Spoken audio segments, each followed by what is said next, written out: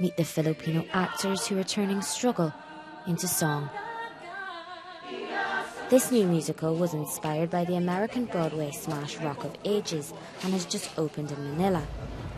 It follows the story of an impoverished community beset by persistent flooding.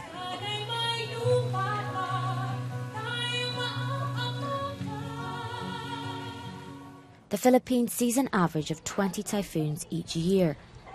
Last November, thousands of people were killed when Typhoon Haiyan made landfall near the port city of Tacloban.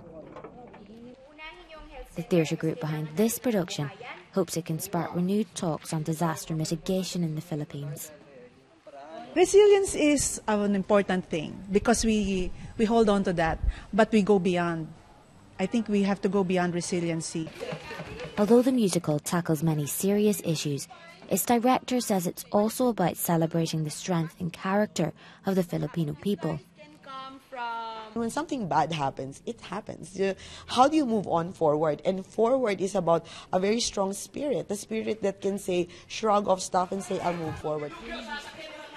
Theatregoers have until March 9th to catch Rock of Ages, but its cast and crew are hopeful its message can live on past the final curtain.